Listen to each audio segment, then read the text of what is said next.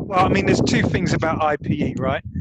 I mean, the first one is I would say that IPE is kind of well tasked to inquire into the colonial induced and racialized accumulation of capital, right? Um, and that to me is what IPE um, is best tasked to do, and also it actually is consonant with its intellectual history, actually. Um, but at the same time, IPE rarely does that. Um, so I would rarely consider myself to be, part of IPE, if that makes sense. Yeah. I mean, I think also, and I mean, maybe we can talk about this a bit later as well, because I have a very sketchy kind of idea in my head, which, when it hits the ground, will probably end up unraveling as things usually do. But I think that there's something quite important in the history, in the intellectual history of IPE, not back to the classical thing, 18th century stuff, not even that, but much more recently in the 70s, where I would imagine if you're doing a thing called IPE in the 50s to 70s, it would be impossible to do it without talking about imperialism, right? Neo-imperialism, all that kind of stuff. And that with the so-called neoliberal turn, there's something that happens in the field, and I think, and it would be interesting to track the degree to which, you know, Western IPE was influenced by Maoism, even, right? Which is another topic. But basically, I have a sense that there's something about the neoliberal turn which basically puts an end to the idea that one would have to look to the third world for the salvation of the first world, which is what a lot of them, the European Maoists were all about, right? And that it recenters a very particular image of the Western world and a very particular um, set of mechanisms and institutions which are all about financialization, right? And that financialization and neoliberalism then become the centerpiece, the center ground for IPE, right? And that kind of almost like re-westernizes IPE.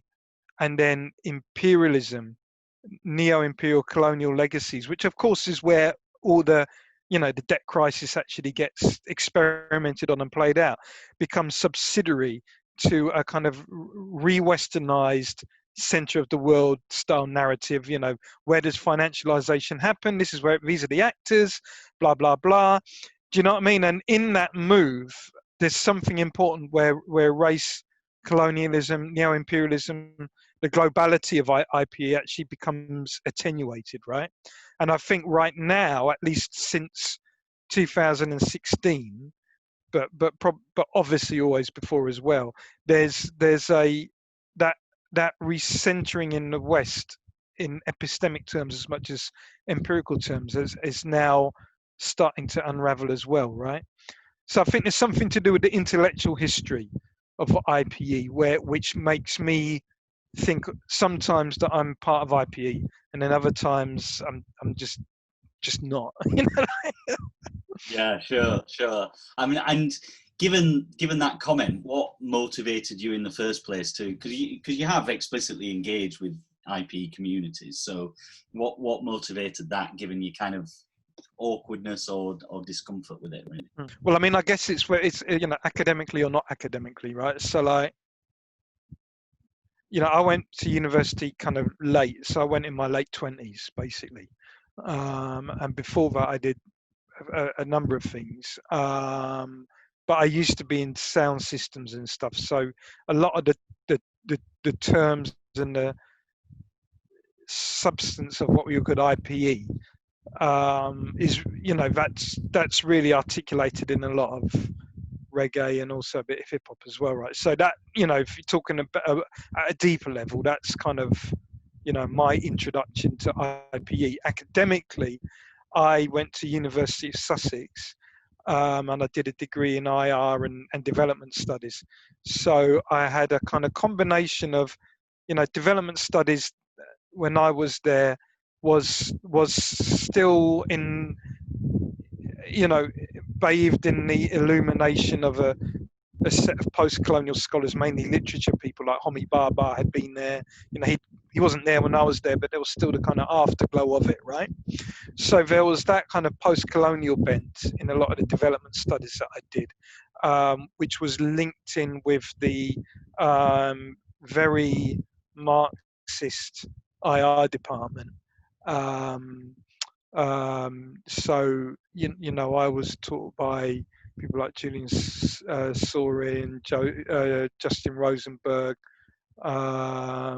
John McLean, old kind of critical theorist, Beata Jan, who does, famous for a liberal internationalist stuff. And then there was an IPE strand of people in the masters and in the PhDs, which was basically being run by Kees van der Peel and Ronan Palan. They had RIPE there at the time. So I had colleagues like doing my PhD, like John and Montgomery, who were, proper IPE, you know what I mean? And then I was kind of like on the side of that, the more kind of woolly, a lot more kind of intellectual history, political theory, that kind of stuff, right? Yeah. It always seems just hard to me, not worry. But I never figured out inflation basically, so I'm not. You get what I mean, that kind of thing, right? So I guess that's where I came up academically, right? And as well, probably there was much more of a kind of ideas focus in the Marxist people as well. Outside of the more strictly IPE people, there was a lot more Gramsci, right? A lot more kind of Trotsky. So ideas, broader and bigger ideas about development, what development means, all that kind of stuff. You said you were late to go to university. I mean, do you want to say anything about why you chose to do that at that particular time, and what kind of motivated you in that way? That kind of human story is often kind of interesting. I had a music studio, and this was before you could buy a $500 Apple computer and get everything on that. So to get a good music studio would cost you about 50 grand, right? So I had a pretty rubbish one, and I wanted to raise some money to get a studio. So I had done some computer programming way back in the day. So I went to a community college, kind of old Polytech, right, to do a computer language course so that I could. So I would do that for a year, and then afterwards, after that, the plan was work for a year or two as a computer programmer, save up the money, then ditch the computer programming and get my studio, right? So I did the computer programming course for about a year, and then the last module was basically a kind of you had to go and do a job placement thing. So I did a job placement, and then the first day I realized why it was that I gave up computer programming before that, right? I just couldn't stand it. So I ditched it.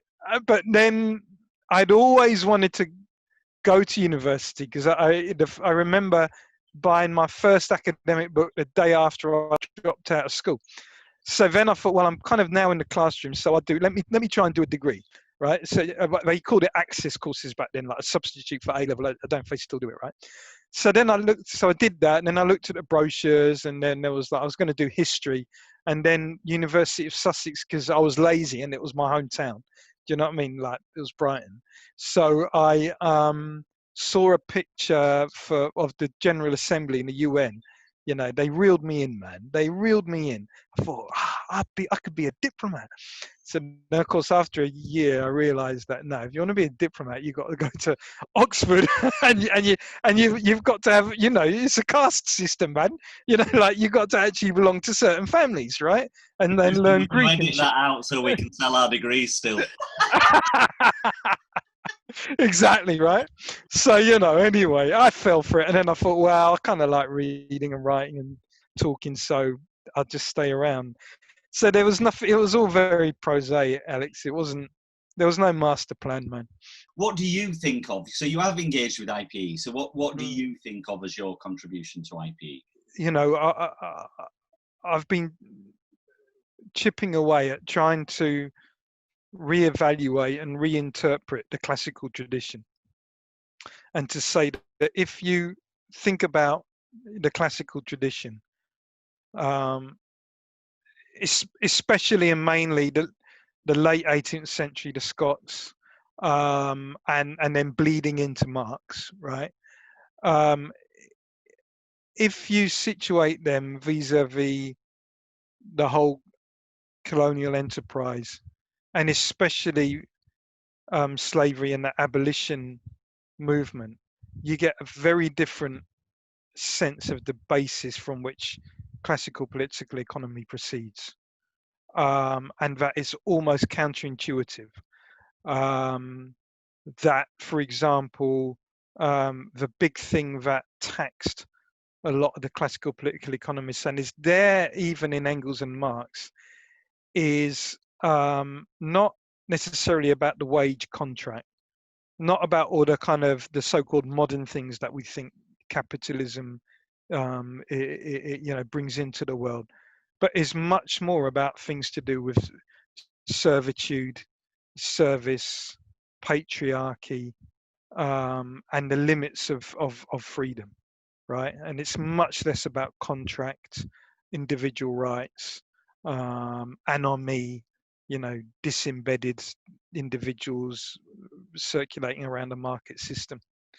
Um, and that to me has a bearing on the present, to the extent that while I would not want to say that capitalism didn't foster anything unique into the world, um, the narratives we have, which basically conflate that so-called uniqueness with the actual, world order, are extremely dangerous. The fact that servitude is the prevailing condition of labor all around the world, gives us pause, right, to think about what we think is unique about capital, and whether we're actually missing the whole history and politics of it. If we think about it like that, I have a particular idea that there's a certain Hegelian strand in Marxism which lays the capital relation as something very abstract and distinct, and that there are other elements in Marx which kind of compete against that, and that we miss those other elements, right? So if we looked at today, um, you,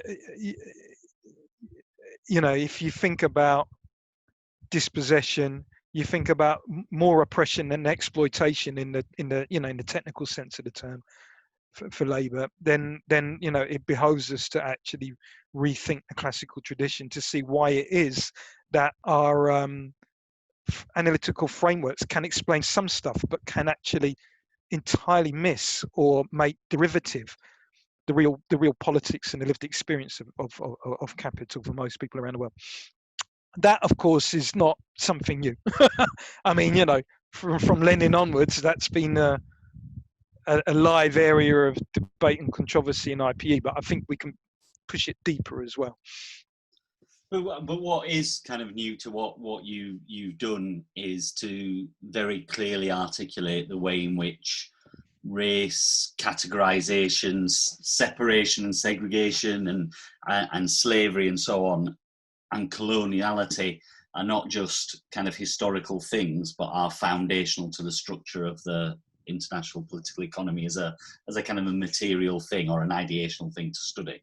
Yeah, and I mean, like, and there's a whole load of ideological and intellectual stakes at play, and political stakes at play in this thing, race and class and all that, and these kind of things need to be debated very carefully, right? You know what I mean? With some kind of good faith, right? Um, um, but for me, what I find astounding is the way in which actually race is classification, right? And I understand that there are particular technical concepts of class which do particular kind of analytical work, and I don't want to dismiss those or waylay those.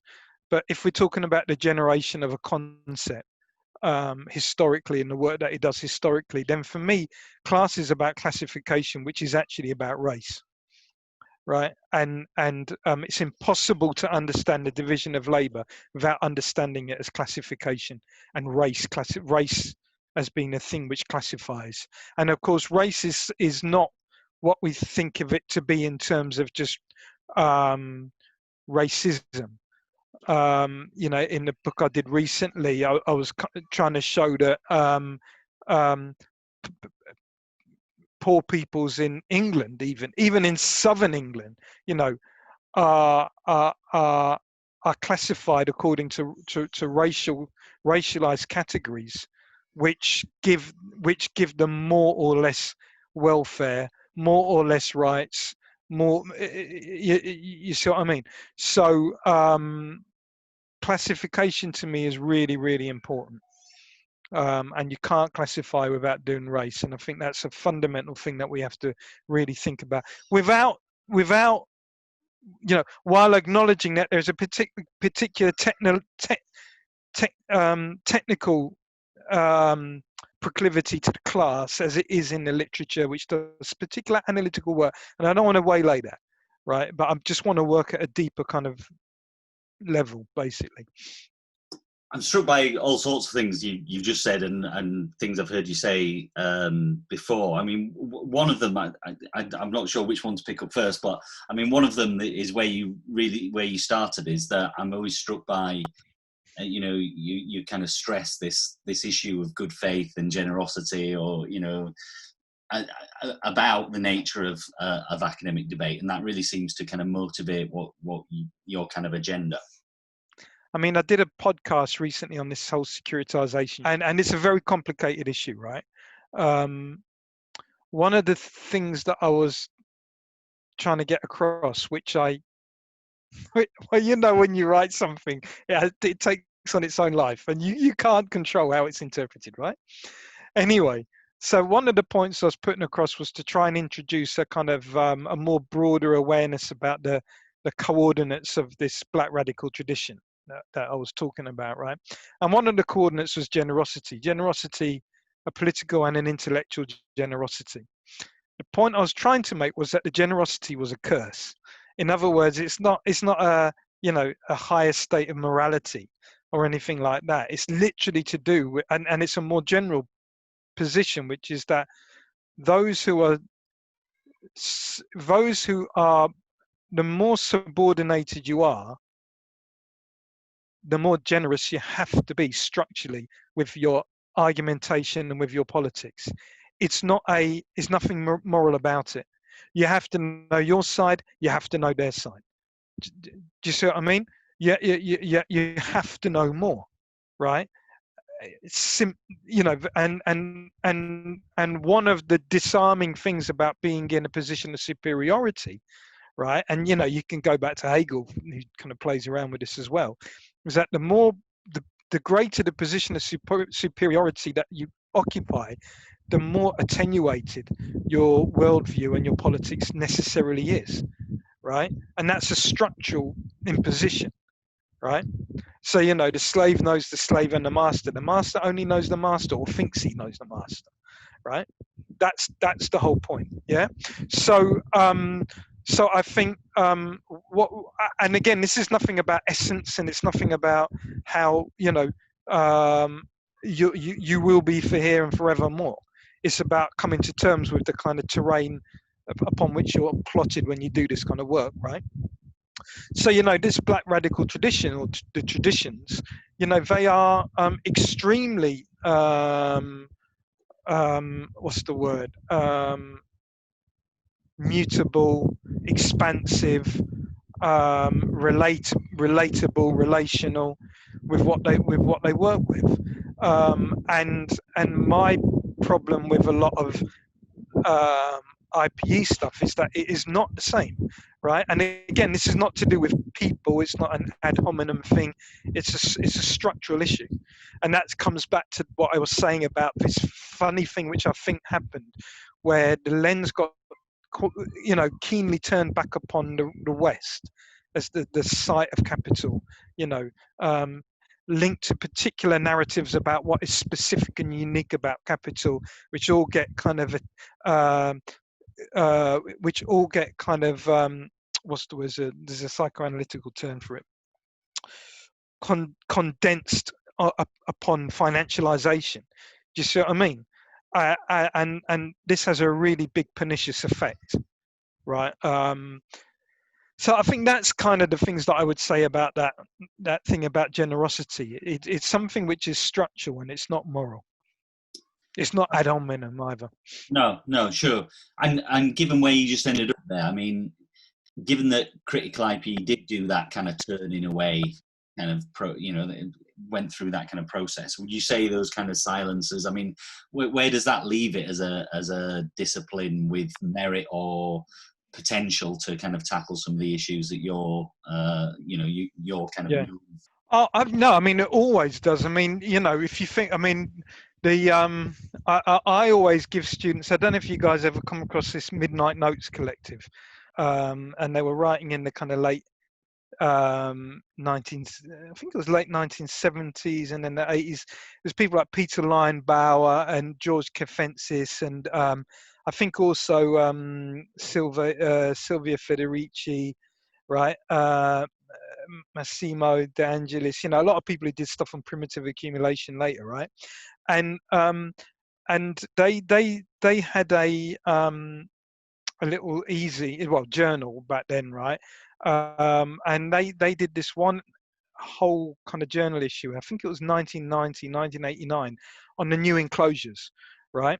And it's very clear that where were the new enclosures happening? They were happening on the African continent. They're happening in the so-called third world, right? So everything that becomes wrapped up in financialization, you know what I mean? You have political economists actually keeping a global optic on this, linking it to the legacies of imperialism, colonialism, race, all that kind of stuff. And my colleague John Narayan at King's College has shown how even people like Huey Newton and the Panthers were invested in this in a political economy of empire, right? So there are always these parts of the tradition which are retrievable and which you can bring back and remix into the present, right? So everything is salvageable. You get what I'm saying? There are always these, parts and traditions which get submerged at particular points in time. But if you read them Midnight Notes, man, honestly, and of course, now that's that, and there's a whole big politics. That they were linked to the drop the debt stuff, the Jubilee campaigns. Where are we now? We're talking about reparation. We're talking about defunding the police. You see what I mean? So the kind of ethics of the thing has remained underneath as well, right? And now it's kind of back in focus again. That's really interesting too. So like when you look at the kind of jumping off point for critical IP, and a lot of the interviews we've done, right? There's been a really strong sense of people as researchers, but also as activists, and right. And when I read your work, that kind of normative commitment's always pretty on the surface, right? But in lots of work and for all sorts of reasons about professionalism, that kind of recedes from lots of other people's work, So I wondered if you wanted to say anything about a kind of in defense of the normative project, in your work, and why you relative to other people make it so explicit. I mean, I think I could probably say two things about that, right? First, when you look at the IPE tradition itself, right? And I'm not just talking about the Scots, where it was all about moral philosophy, right? I mean, it was about Adam Smith is all about can virtue survive in commercial society? I mean, in a word, that's Smith, right? But also when you look at all the Walter Rodneys, the C.L.R. James, even the Sylvia Winters, all of this is about, it is necessarily a normative commitment because it's about redress, repair. You get what I mean? So so to me, that's just being true to the tradition, right? The other thing, though, I think is slightly a little bit more to do with the craft of being an intellectual, and especially being an academic specifically, right? Which is that there are what I've come to realize is there are certain fora which require certain registers of argumentation, right? And so journal articles are quite unforgiving in the especially now with the professionalization of academia. They're quite unforgiving in terms of what kind of languages you can use, what registers you can use. If you're going to do a normative thing, then you have to do proper like analytical philosophy, for example, etc., right? So journal articles, you will bash your head against the wall if you wanted to have a manifesto or you get what I'm saying. Now, books are different. Book chapters are different. Blogs, interviews, reports, and crucially, all the unwritten, right, and unreported work that you might do, not even in academia, right? So there are a whole set of registers where where academics or intellectuals who are craftspeople who work in academia, they can avail themselves of. And the normative there is distributed in different ways across all those different registers. Do you see what I mean? So in actual fact, I can imagine some people who you would never think are normative in their journal articles, but they might be doing all this work behind the scenes, which is entirely normative. And that's where they do it. Right. So I think, one of my pet kind of peeves is when people go, but we as academics, is like, there is no we as academics, right? And half the time that, well, we is an excuse not to be more creative and to do other things. Although I know people have time constraints, don't get me wrong, right? But I'm just saying, you know, if the human condition is one of multilingualism, I mean that's not just empirically the case. Most people speak more than one language unless English is your first language. That's the big exception, right? But but aside from that, you know, humanity is programmed to be multilingual, and multilingual meaning even in the same language, different registers of communication, right? We do it when we do lectures or when we do seminars, right? We do different registers. So there's no reason why academics can't work on different registers to better distribute the normative commitments. One of the things about your normative register that is a bit is different though still is the kind of a reference to spirituality or deeper ways of thinking and so on. Is there anything you'd like to say about that, those kind of choices and so on? Yeah, I mean, I think there's a whole set of things there, right? There's one level where you can take it to kind of Marshall Sahlins direction, which is to say that political economy is a cosmology, right? And ideas about abundance, ideas about scarcity are deeply theological, right? And I think that's right, and I think that's important to work with. Another way to look at it is to think about the ways in which what I would call colonial science sets up a set of analytical segregations which are constitutive of doing violence to people and places in the world, right? And those categorical segregations, we work through a lot of them in IPE. Things like nature versus society, right? The individual versus community, right? Even the economy versus society, right? But there are much deeper segregations which happen, which then rule out or make certain peoples and traditions and practices either hieroglyphs which can't be translated, or as just unusable, right? So it's very difficult not to see IPE ensconced within this big segregation which happens in the mid to late 18th and 19th century, which segregates two things and makes it the spiritual and the profane, right? Um, and or I could put it a bit more accurately, makes it the natural and the supernatural, right? Now the supernatural is a stupid idea. I mean, even in the novel itself, it's utterly contradictory. If everything is nature and there's something super to nature, that doesn't make sense, right? But then you can dismiss these things as supernatural, right? So some work I did recently on voodoo and Haitian revolution is all about that. It's all supernatural, right? So what we can do is we can explain it profanely, labor, land, exploitation, capital accumulation, which is all important, right? But we can't explain the revolution in terms in which the people themselves proceeded with it, because that's supernatural.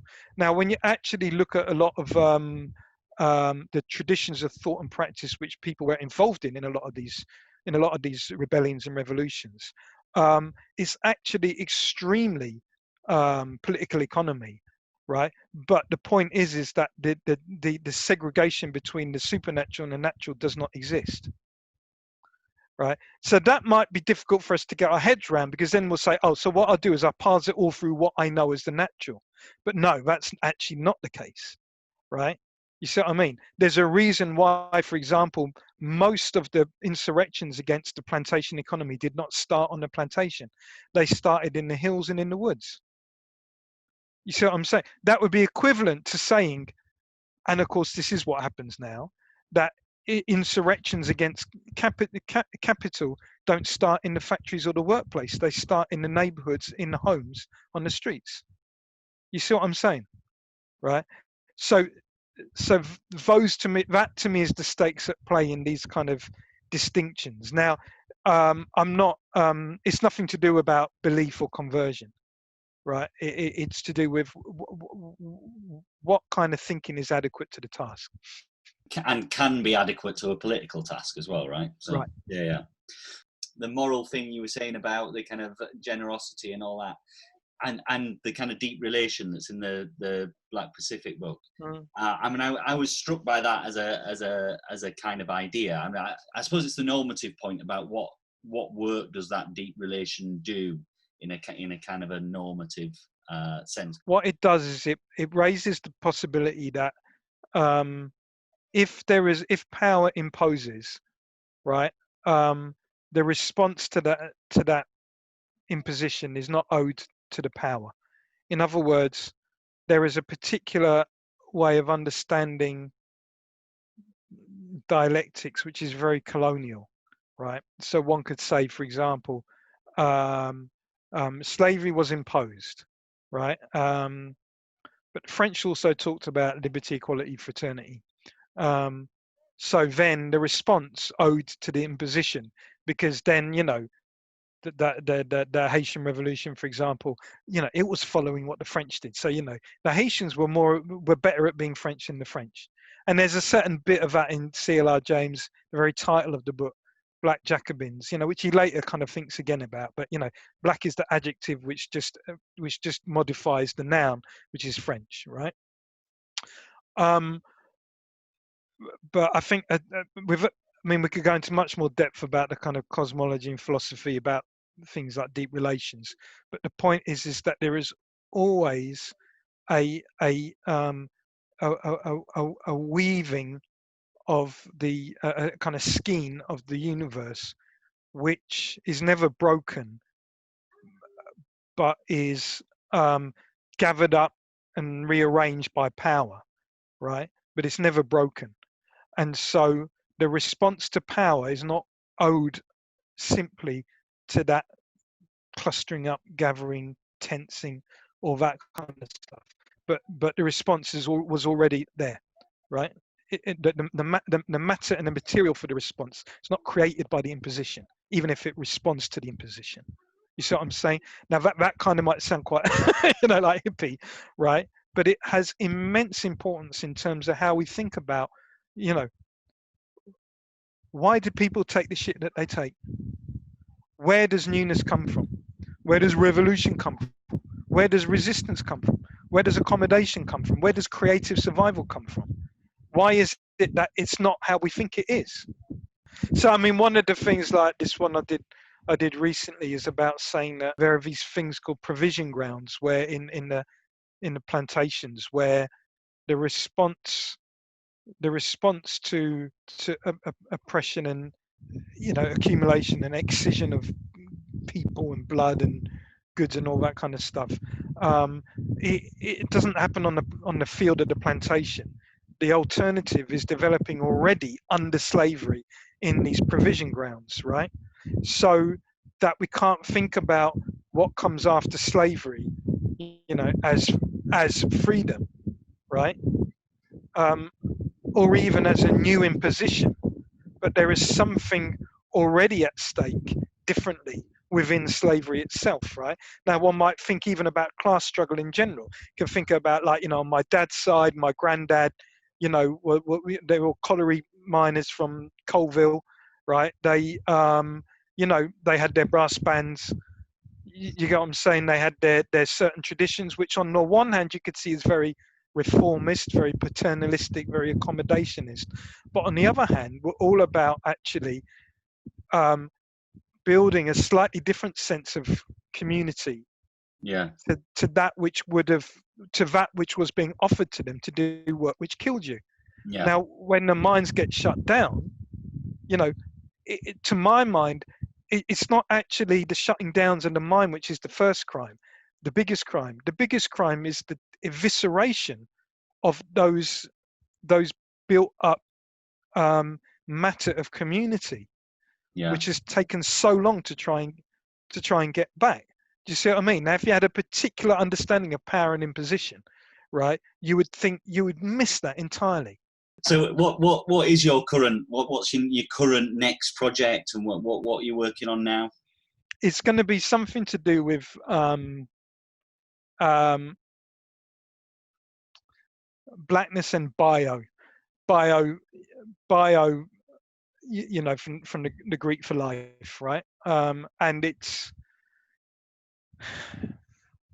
going to range across a set of different bios: biography, bioethics, bioscience, and it's going to retrieve um, uh, a contribution to preserving and extending life, which comes from the Black radical tradition, which is 95% of it, which is not academic or written. I mean, there's a number of reasons for doing it, but one of the things kind of academically is because what I find disturbing is that, but not unsurprising, and again, it's a structural thing. It's not a kind of individualized or moral thing, but that academia tends to capitalize on Black death, and it tends to capitalize on it even when it's critiquing it. And there is very little in academia which is about Black life, right? And the more you look at it, the more you see that certain traditions and coming out of Black thought become capitalized and mainstreamed in the academy faster than others and more generically than others, and those things which that happens to are almost always predicated upon death, right? Which is not to say that it's not important to theorize death, right? You get what I'm saying? That's absolutely not the case. But those parts are extricated from the rest of the kind of universe of it, right? But basically they come to represent everything, and then everybody has a currency in them. So you can be critical and talk about Black death, but it's as if all that is associated with Blackness is death. You see Yeah. what I'm saying? Actual story. So I'm coming out of Rastafari tradition, which is about life even in the face of death. Yeah. Right.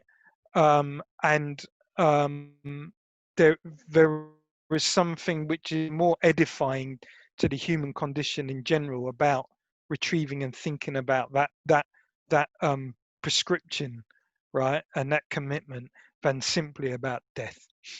How did you? I mean, because you've just gone through a kind of a personal transition, not just having a baby, but moving to America and so on. How's that affected, or is that affected by your research agenda, or how has your research agenda been affected by that? Well, I would hope that it has and will affect it. So this has been like the third continent I've taught on, and each one has hopefully, I would have hoped, has impacted me. Otherwise, I'd just be like sitting in a room doing nothing, right? Um, so I hope it has and it will. Um, there are some interesting things about, and this is all about, like, I don't know if you're like this, but the more you live, the more humble you get, because you're just like, I don't know, man. So like basically in the UK, one of the big things that I was, along with many other people, dealing with was this uh, e- evasion of race in not just politics and left politics, but also in, IPE, all that, right? That there is a very strong thing in the UK that class is the thing, and that we define class either in opposition to or superior to race, right? And so much of the political and intellectual debates are all, you know, about this, right? Class, you can talk about class, you can't talk about race.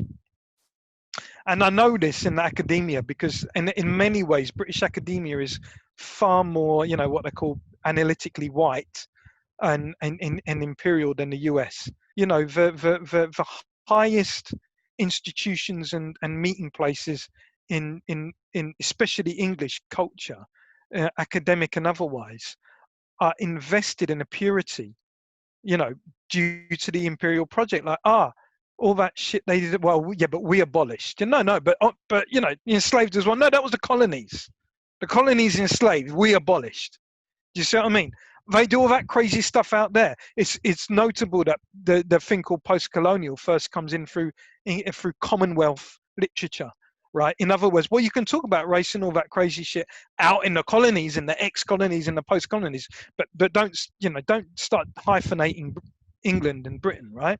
So there's this incredible purity at the heart of British Academy in the higher echelons, which just cannot conceive of of it cannot conceive of its own analytical whiteness, right? And it also has a very distinct project to pull up the drawbridges and preserve those spaces as the demographics radically change. Now in the UK, they kind of lost the battle.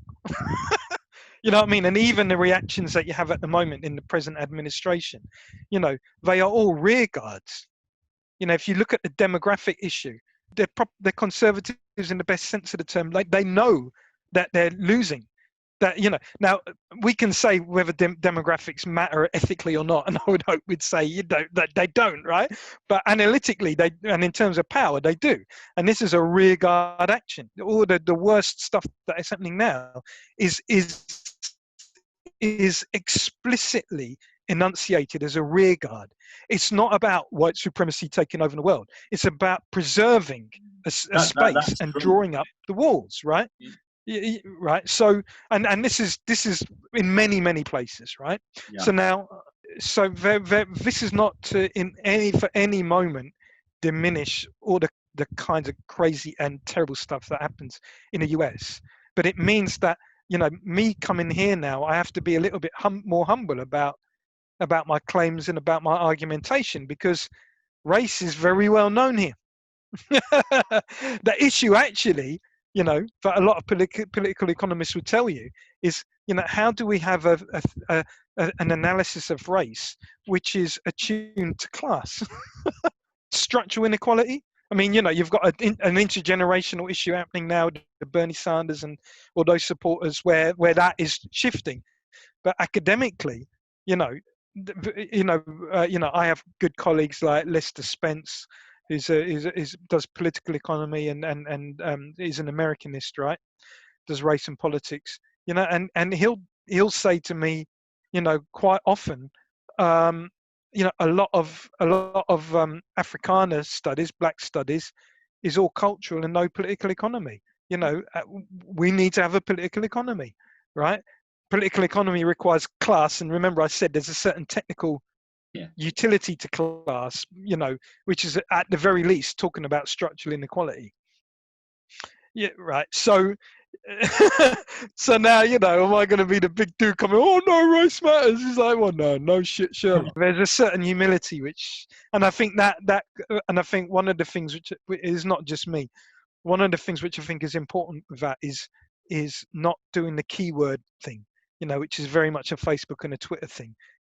Someone can talk about class and not mention race, but have a far more salient expression and analysis of race than someone who simply just talks about race all the time. I will hold to that one, man. Yeah. You have to take time with people's vocabulary, with their registers, with the formation of their arguments, with the way in which their arguments are linked into other arguments themselves and others. You have to take time, right? You can't just peruse the keywords. Doesn't work like that. Same with gender, by the way.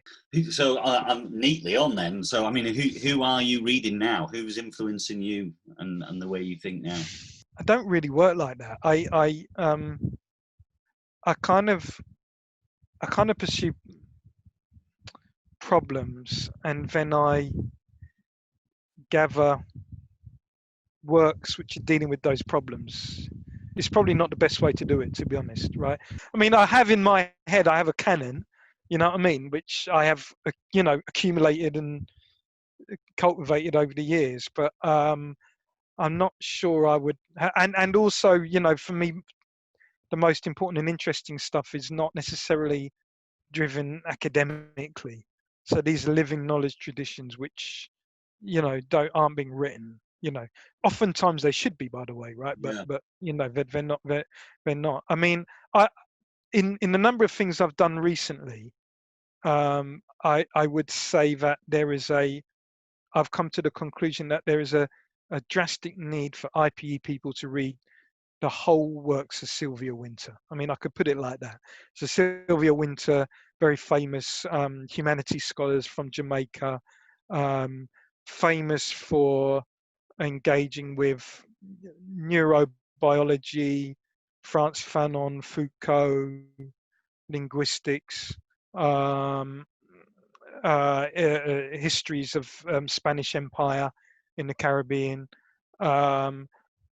but an extremely important thinker in terms of getting people to think more fluidly about how we would actually engage with the sciences as critical political economists.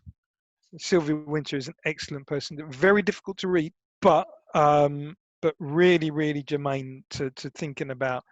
We do need to read the sciences actually, and there are ways in which we can do that, which actually enhance and solidify our kind of critical traditions rather than short circuit them. And Sylvia Wynter is an excellent body of work to do that through.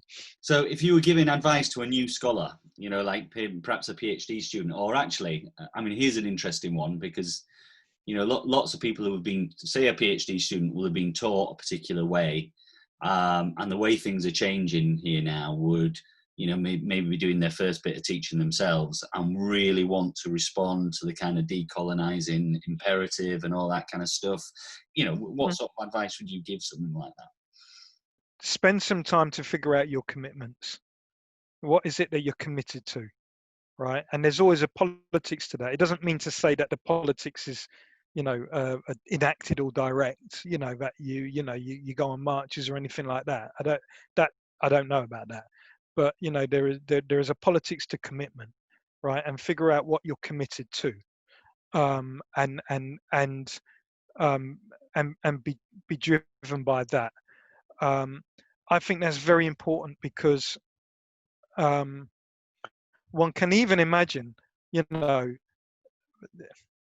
there's a certain the professionalization of academia. One needs to know the tools, and I think we're not doing service to PhD and early career scholars if we're not teaching them the tools to use, right? However, the intellectual project and the commitments itself can't come out of the professionalization, right? They have to come out of a much broader kind of sense about what your life's worth is, right? Um, so to be driven by that, which over time will always show, right?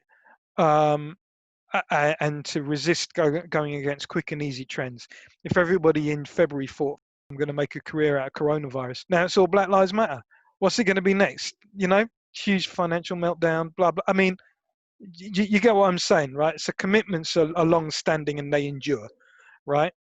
Um, the second thing I think is what we were talking about, which is humility, and I struggle with that, and the part of the professionalization of the academy has been, in some ways, and I think this is far more true in the US, but it's also true to lesser extent in the UK and other places, is to, maybe not France, is to substitute um, what Gramsci might have called the organic intellectual with the academic, right?